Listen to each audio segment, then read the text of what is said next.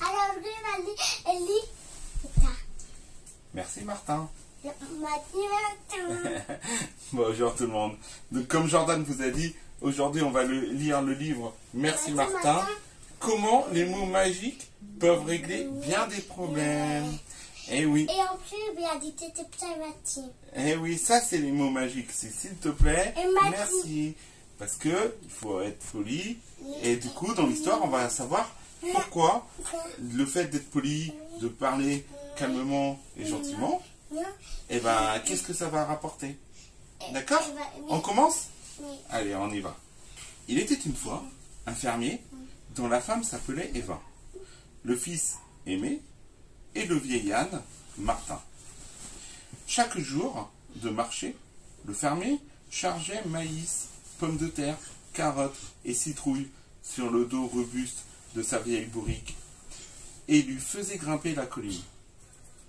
Et Martin grimpait la colline, sans se plaindre ni se reposer. Et Titi. Puis, un matin, Et Titi. c'est qui le Martin? Eh non, c'est un âne. Et t'as vu quand c'est ça? Non, Martin, c'est un âne. Alors, Et là, tu l'as. oui. Et puis, un matin, le vieil âne décida de s'arrêter à mi-chemin et refusa de reprendre la route. « Que se passe-t-il » lui demanda le fermier. Mais comme les ânes ne peuvent pas parler, le fermier n'obtint aucune réponse. Agacé, il entreprit de le pousser en criant « Allez, allez !» Mais Martin ne voulait pas. Le fermier essaya alors de tirer l'âne par la bride. La bride, c'est ce qui maintient le museau de l'âne pour le faire avancer. « Viens, viens !» implora-t-il, craignant de perdre des clients s'il arrivait trop tard au marché. Pourtant, Martin s'entêtait de ne pas bouger. La pauvre bête en avait assez de sa tâche ingrate, de grimper la colline avec un lourd fardeau, année après année, pour rejoindre le marché. « Méchant âne !» s'écria le fermier. Sur ce, Martin s'assit, et les légumes dégringolèrent de son dos et roulèrent en contrebas.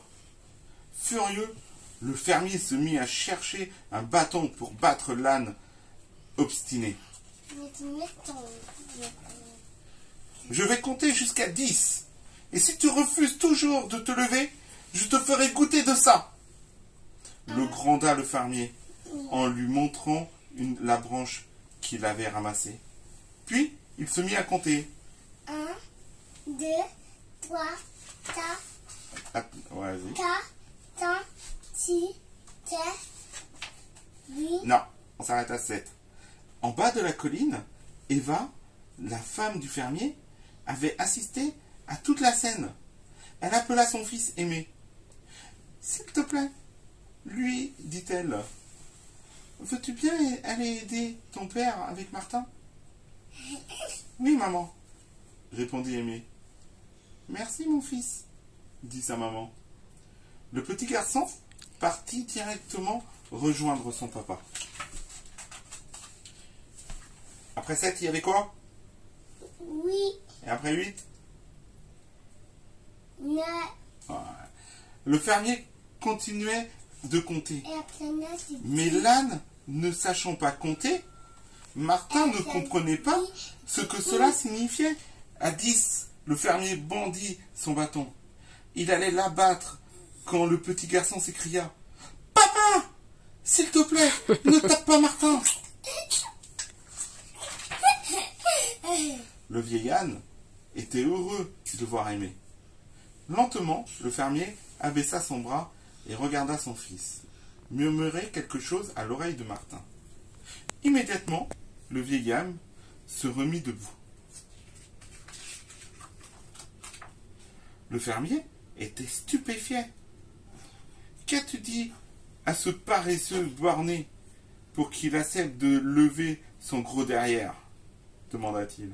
« Maman dit toujours, expliqua Aimé, que ce sont les petits mots magiques, comme s'il te plaît et merci, qui font avancer les choses dans le monde. Honteux, le fermier laissa tomber son bâton. Jamais il n'avait remercié son vieil âne pour ces nombreuses années passées à transporter de lourds chargements jusqu'au marché. Sans un mot, ils rassemblèrent les légumes et chargèrent quelques-uns sur le dos de Martin et portèrent eux-mêmes les autres.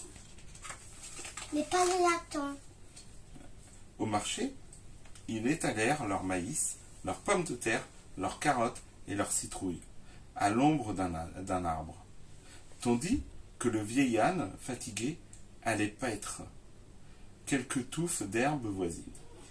À la fin de la journée, tous les légumes avaient été vendus, et le fermier et son petit garçon et son vieil âne reprirent le chemin de la maison. Quand ils arrivèrent à la ferme, Eva avait déjà préparé le souper. « Mais d'abord, dit le fermier, j'ai quelque chose à dire à Martin. » Il se tourna vers son vieil âne, le caressa tendrement et lui chuchota à l'oreille. « Merci Martin. »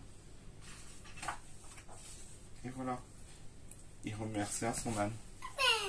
Donc, voilà. La petite morale de l'histoire, c'est que quand quelqu'un ne vous comprend pas ou on a du mal à communiquer, il ne faut pas s'énerver. Il faut s'expliquer calmement. Et oui, il faut dire des mots magiques comme merci, s'il vous plaît, et être poli. Et il faut jamais taper. Et il faut jamais taper et s'énerver. Oui. Ça n'aide pas dans la communication. C'est bien si t'as pas tapé aujourd'hui. Bon ben j'espère que vous avez aimé cette petite histoire. N'hésitez pas si vous avez aimé de mettre un like. Et si vous êtes nouveau sur la chaîne, de vous abonner et d'activer la cloche de notification pour rater aucune des prochaines vidéos. Au revoir. À la prochaine. Bye bye.